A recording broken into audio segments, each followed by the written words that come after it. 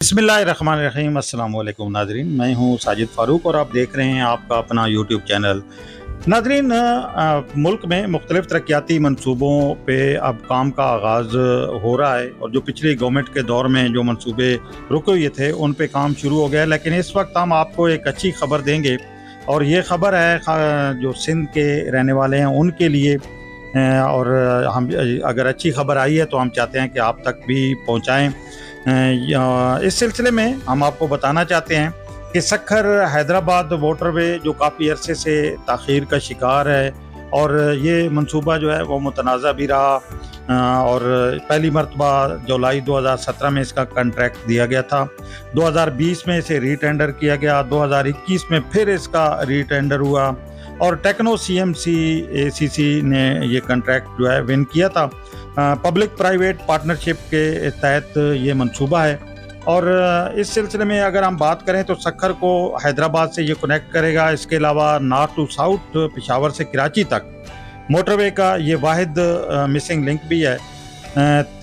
13 फरवरी 2022 को वज़ीर आज़म शहबाज शरीफ ने इसका इफ्तिताह किया था और इस मोटरवे के बनने से कराची से पेशावर तक तमाम छोटे बड़े शहर जो हैं वो मोटरवे से कनेक्ट हो जाएंगे। मजमूई तौर पर 306 किलोमीटर का ये रोड है जो मोटरवे है और इसमें से अगर हम देखें जो कराची से जो पेशावर तक है 1164 किलोमीटर तवील मोटरवे, उसका अब 859 किलोमीटर जो मोटरवे है वो बन चुकी है। सिर्फ ये 306 किलोमीटर का पोर्शन रहता है और इसमें मजमूई तौर पर 89 पुल बनाए जाएंगे, 15 इंटरचेंजेस हैं, इसके अलावा 12 रेस्ट एरियाज़ हैं, 10 सर्विस एरियाज़ बनाए जाएंगे। बहरहाल ये है कि ये जो मंसूबा है ये अब काफ़ी ज़मीन की ख़रीदारी के हवाले से भी काफ़ी मुतनाज़ा रहा और इस सिलसिले में जो ख़ास तौर पे जो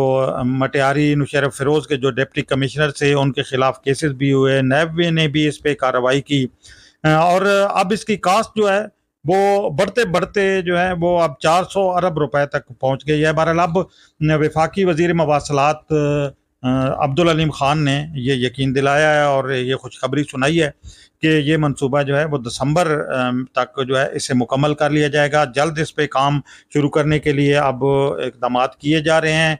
कौमी असम्बली में उन्होंने ये यकीन दहानी कराई है, तो हम उम्मीद करते हैं कि इस हवाले से जो प्रोजेक्ट है ये अब इसको मुकम्मल करने की कोशिश की जाएगी और इस मज़ीद ताख़ीर का शिकार अब नहीं होगा।